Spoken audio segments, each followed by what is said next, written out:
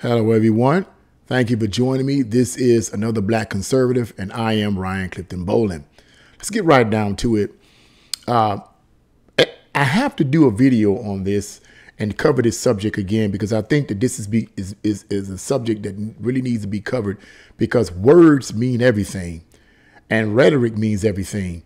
And let's just face it, the enemy knows how to use certain words and terminology to deceive the people. Case in point, there's a professor, college professor, Marxist professor, who have basically said on MSNBC that former President Donald Trump embraced white supremacy, something along that line there. And he had some words that he had to say on MSNBC that when listening to these words or reading these words, I can't help but be like, oh my goodness, this man is a classic. He's a classic manipulator. I have heard him actually speak before some years ago, before I became politically involved. I've heard him speak before. He's an African-American, wears glasses. He's supposed to be a college professor. And I've heard him speak before. The man's good at using big words. He's good at using big words and putting it in almost like a rap tone.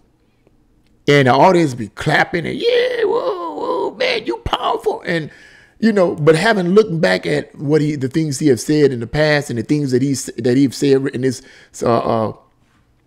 interview in MSNBC, I'm like, oh my goodness, this is really, really silly. He's using rhetoric and twisting and manipulation of words that to me is clear. It's clear that it's designed to mislead, as far as I'm concerned. So what we're going to do, I'm going to analyze his speech, and we're going to look into this in deeper detail. So let's talk about this right now. Let's get into this article. And it's interesting to me because, well, I will say disturbing, because I hardly see any conservative professors getting on any of these TV shows that I'm aware of. Maybe they do on Fox News. I don't get a chance to watch Fox News that much. But I don't see any conservative or Republican college professors speaking in opposition to these Marxist college professors. I see a preeminence of these Marxist professors talking rhetoric on the TV, twisting their words, because it's almost like twisting words rather, because it's like the idea is this: if you can get a college professor to get on TV and say these things, then the vast majority of people are going to believe it. Why? Because he's a college professor. Because she's a college professor. But let's hear what this man has to say here. Let's see what this college professor actually has to say. So the title of this article is "Trump brought, quote, unapologetic embrace of white supremacy," end quote. Unapologetic embrace of white supremacy. What the heck is that? Let's get into this. He says, Vanderbilt University professor Michael Eric Dyson said Wednesday on CNN Tonight that the former President Donald Trump brought an, quote, unapologetic embrace of white supremacy. Dyson said, now let's see what he says. One president fighting for the soul of America, another president fighting solely for white America more broadly. He is good at putting words together, making them match. You see how he put them words together? One president fighting for the soul of America, another president fighting solely for white America more broadly. Man, I'm pretty sure he practiced that real good. But let's look at this. One president fighting for the soul of America. So you mean to tell me, Mr. Dyson, that President Biden is fighting for the soul of America? I have to disagree with that, sir, because for the simple fact, high gas prices, pushing of critical race theory, which he's going to talk about in his narrative here, pushing of critical race theory, pushing of transgenderism on our young people, open borders at an all-time high, encouraging drug use and other things that this man is doing in his policies, and he's fighting for the soul of America. Mr. Dyson, if the present president is fighting for the soul of America, then our souls is burning in hell right now. And whether you on the right or the left, the flesh is falling off your the flesh is falling off your bones right now because you're burning in a modern hell because this present president is fighting for the soul of America while the other president was fighting solely for white America more broadly.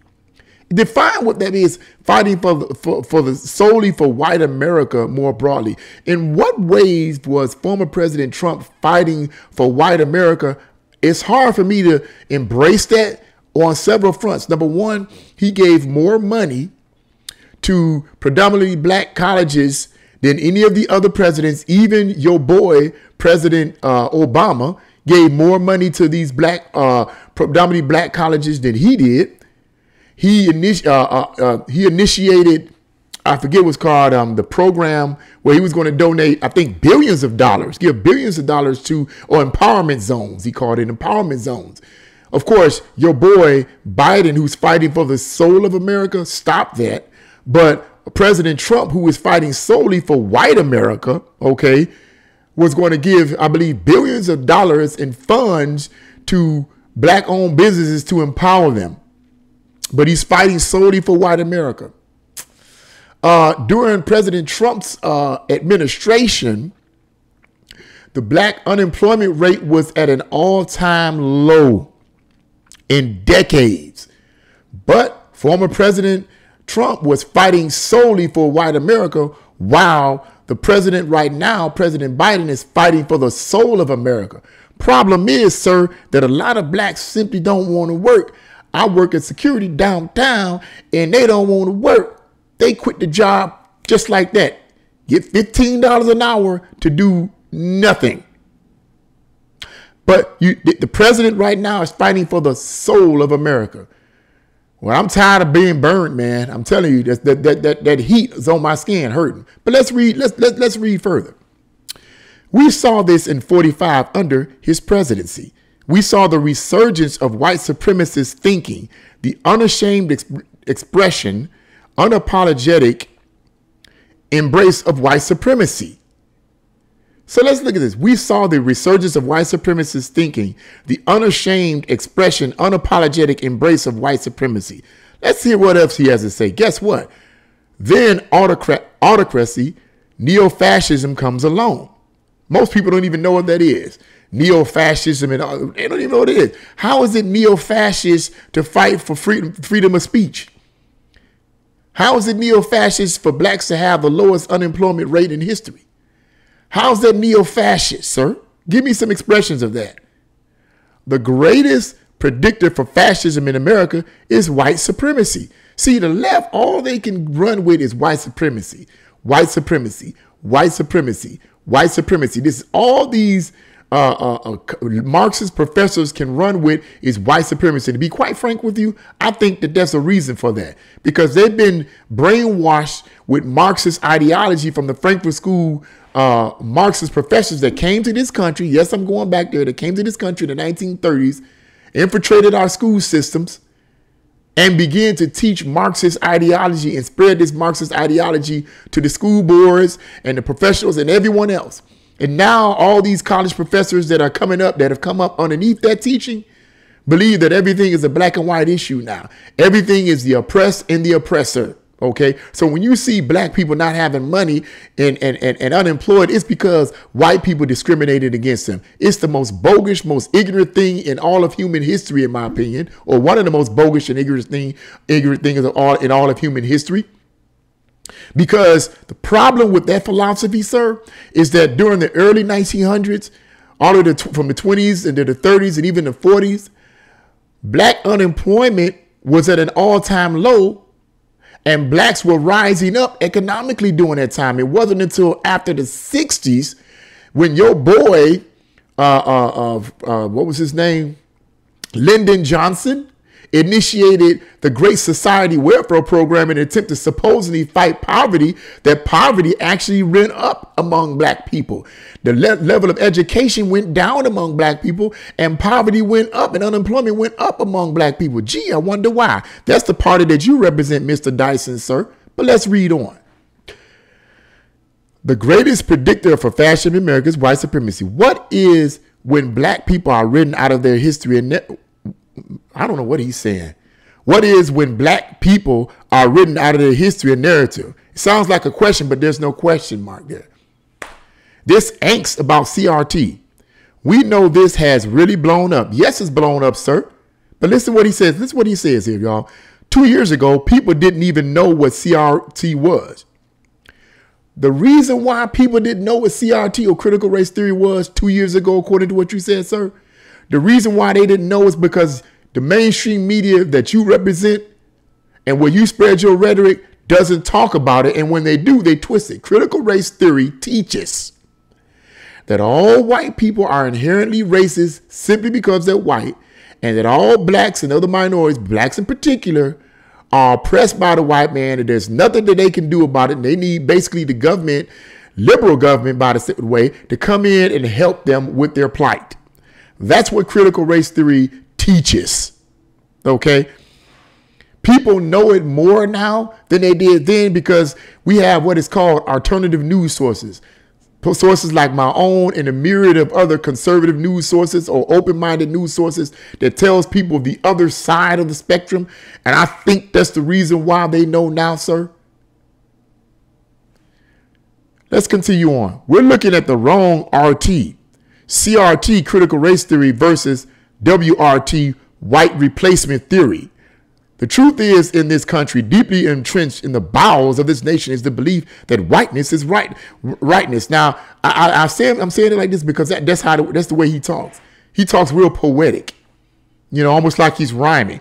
Now, white replacement theory, I tried to find out. I kind of had an idea of what it was, but I wasn't sure. So I tried to Google the meaning. I couldn't find the meaning. It's almost like Google censored it.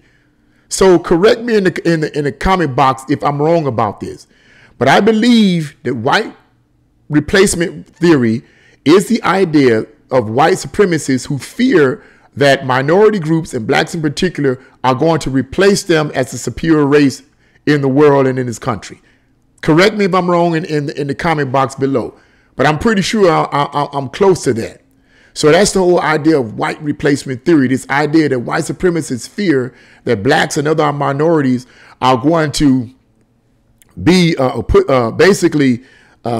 replace them as a superior race, which really makes no sense at all, because the white race in America is over 60% of the population. The black race, 13%. And you have a fear that, and white supremacists supposedly have a fear that minorities, blacks in particular, are going to replace them. Makes no sense whatsoever. They don't have the power nor the numbers to replace them. They're too busy killing themselves through homicide rates, and they're too busy killing themselves with abortion. So how's that going to be? Anyway, let's move on. See what else he has to say. He added, Mr. Dyson added, we've got to talk about the ways in which Mitch McConnell and Kevin McCarthy and Scalise and others represent a spectrum and continuum of beliefs that are hospitable to and incubating of the kind of deep and profound explicit violence we see manifest. Are you serious? Listen at the words and terminology and big words this man used. I can just hear him talking right now. I can imagine in my mind people clapping. Yeah, man, you really saying something. No, you're not saying nothing. You're using a bunch of poetic words to twist people's minds. Beliefs that are hospitable to and incubating of the kind of deep and profound explicit violence we see manifest. The explicit violence you saw manifest in Buffalo was a crazy person who decided that he wanted to kill a bunch of black people. That's what you saw manifesting. That kind of behavior manifested decades before this guy came on the scene. In case you didn't know that, Mr. Dyson. Cut it out, man. Come on, man. You're supposed to be a professor. I thought you knew a little bit more. I can outdo you with all the facts. I wish I would sit and talk with this man. Make a fool out of him. So the man goes on to say, I'm not saying they're the same thing. I'm saying they're on a continuum where they begin to tolerate the forms of bigotry and hatred. I have no idea what you're saying. I'm not saying they're the same thing. I'm saying they're on a continuum where they begin to tolerate the forms of bigotry and hatred. Nobody on the right and Republicans are tolerating that activity. You guys took that, your party, sir, took that situation and made it a political issue. Instead of looking into what's going on here, why did this person really do this? What's the deeper issue of people going around shooting up a bunch of people and then wanting to kill themselves? As I said earlier, there's been tons of mass shootings prior to this young man doing what he did. Years before that. What do we hear about them? What's the deal? But the minute this happens, white supremacists are in the White House.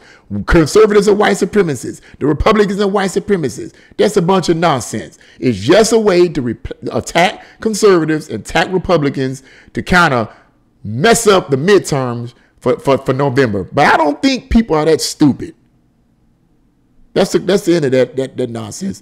I don't think people are that stupid. But what do you guys think about this man's rhetoric? Leave your comments in the comment section below if you like this video. Press the like button. Share this video and subscribe. God bless you all, and see you again on another Black Conservative with Ryan Clifton Bowling.